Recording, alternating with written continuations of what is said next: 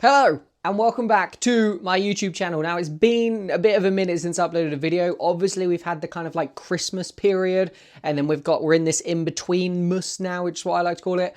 At the moment where you're like, am I supposed to be at work today? Is it a bank holiday in 2 random days? Is it a weekend? Is it a Sunday? Do I need to be doing newsletters? Should I have videos up? All this sort of stuff going on in my head. And until YouTube or TikTok or something like that becomes my serious full-time job, I don't want to commit myself to kind of doing something every single day or sticking to a very strict schedule, because otherwise it won't be fun. All of that aside, over the Christmas period, I didn't actually get any books on Christmas Day. I didn't get any books on Boxing Day. What I did get is a book vent calendar. Now what you'll notice is I've got a new microphone. That was an additional Christmas present as well, which was fantastic. This is my parents got me this. Did ask for it. It wasn't just a random, oh, you're amazing, let's buy you a random microphone. No, this was a request. Anyway, what I'm going to do is I'm going to go through the 10 books I got as part of my book vent calendar. So my book vent calendar, if you didn't know, I'll put some clips up here. My partner went out about sometime in November and start of December and picked up 10 random books from charity shops or Amazon wishlist or secondhand bookshops, this sort of stuff, to give me leading up to Christmas. And that finished then on Christmas Eve. And it was fantastic. It was so exciting. Imagine opening 10 new books, one every single day, wrapped up in wrapping paper. What she also did, she also put the little Goodreads rating on each of them so I know how good they were. So essentially she gave me the 10 books wrapped, and then I ordered them based on Goodreads, size, that sort of thing. So let's get into them. Let's have a look at the 10 books that I got as part of my book vent before Christmas.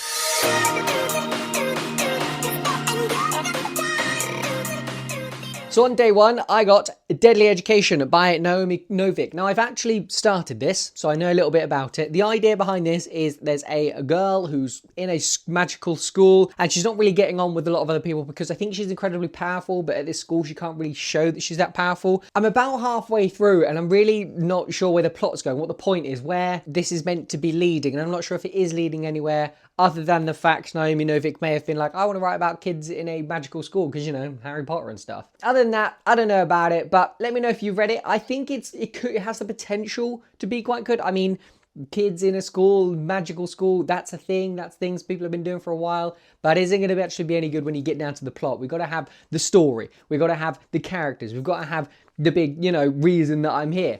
Unfortunately, at the moment, as I said, this hasn't been a thing. Let me know if this mic isn't working 100% for you in the comments. It's meant to be a good audio mic, but it's sat a little bit too high up. I kind of need it here, but without pinching my clothes, there wasn't a way I could think of doing it. I could just hold it. That would also be very odd. Anyway, it's Deadly Education by Naomi Novik. Let me know if you've read this one.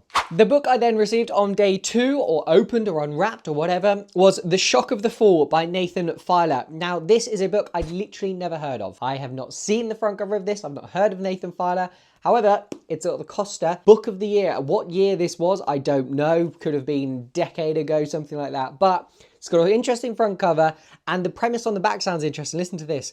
I'll tell you what happened because it will be a good way to introduce my brother. His name's Simon. I think you're going to like him. I really do. But in a couple of pages, he'll be dead.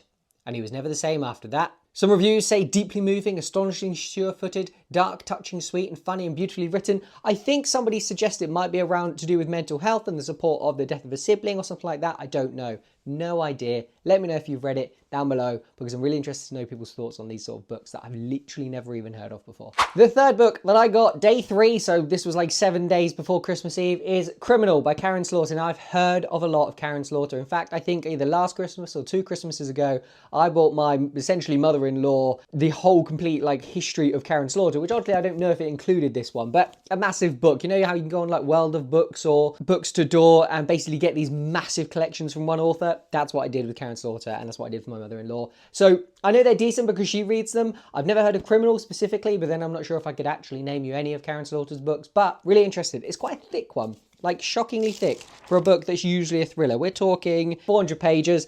Karen Slaughter's Criminal, again, not read it myself. It's described at the back as a woman is found brutally murdered in a sordid Atlanta apartment. Her blood-soaked body bears a chilling similarity to a woman found dead almost 40 years earlier. Soon, Special Agent Will Trent finds himself returning to the home he grew up in and a past that could hold the clue to the killings. Interesting. Let me know. Have you read it? On the 4th day of Christmas, my true love gave to me The Sisters by Claire Douglas. This is the 4th book in my book vent. That Kind of made me cringe saying that, but there we go. Bit of Christmas festivities for you. Claire Douglas, I have heard of before. I've read either one, or at least one, if not two, Claire Douglases before. And both times I found myself really impressed by the whole concept that she manages to just write a thriller, but then there's something deeper to it. There's a genuinely good set of characters, or a genuinely interesting romance or love story going on, or the main character has kind of like an overarching kind of plot where it's like, yes, this thing's going on, but also they've moved out of their hometown, they don't have any friends, they've found friends, it's nice and warming, that sort of thing. The sister says, haunted by her twin sister's death, Abby is making a fresh start in Bath. But when she sees siblings B and Ben quickly moving into the townhouse they share with a group of lodgers, strange things start to happen.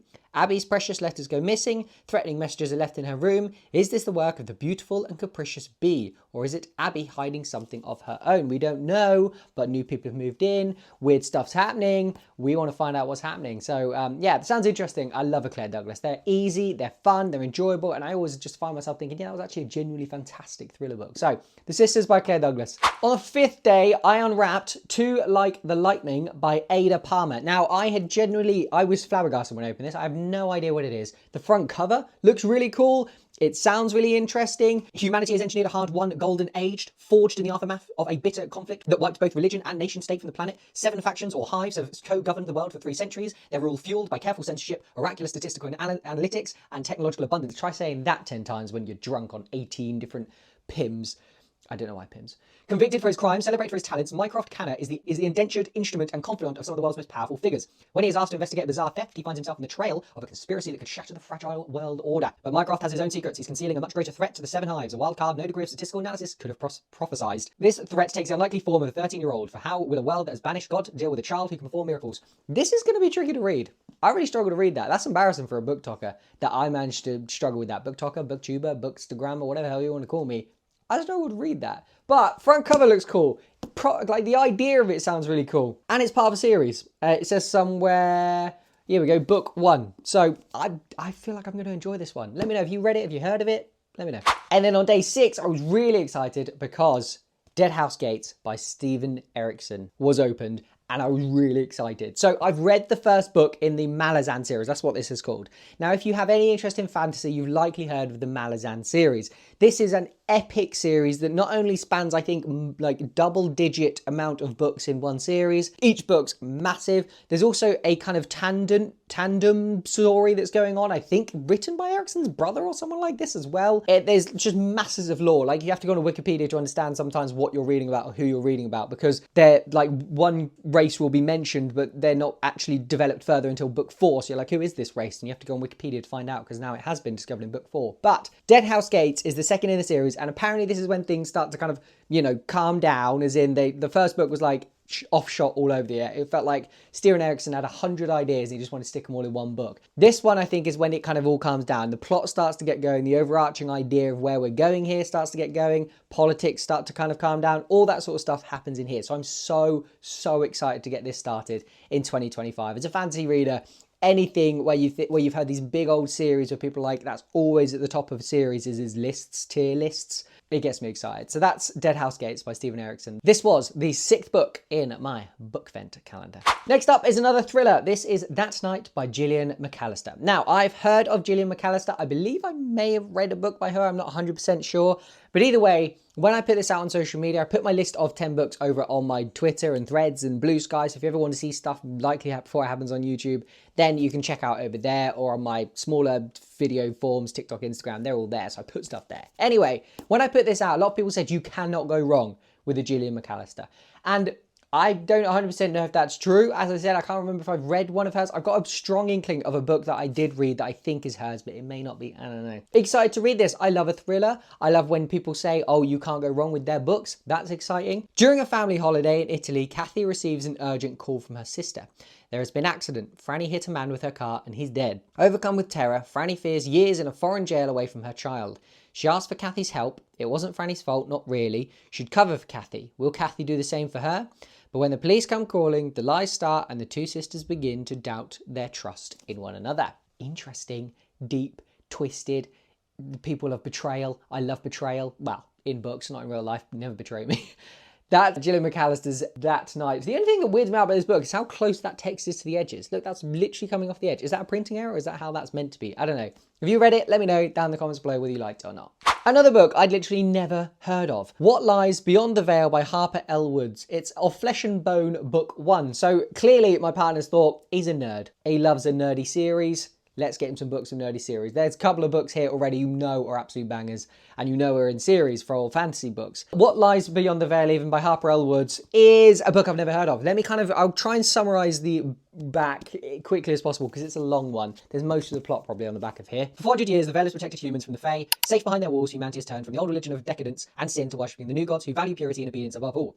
Groomed her whole life for marriage, Estrella dreams of something more, and when the Lord of Mistfell murders his wife to claim her as his own, she has a choice: accept his offer or be sacrificed to the Veil. On the night of the sacrifice, the Veil shatters, unleashing the Fae and branding Estrella with their mark. The Mistguard will kill her to stop the Fae from taking her, and who knows what the Fae will do if they catch her. Forced to flee with their brother, Estrella soon runs into another of the Fae marked, the broad and brooding Calum. With her life on the line, he's a distraction she can little afford. Yet she can't stay away, not even with something greater on the line, her heart. Okay, so this is a romantasy.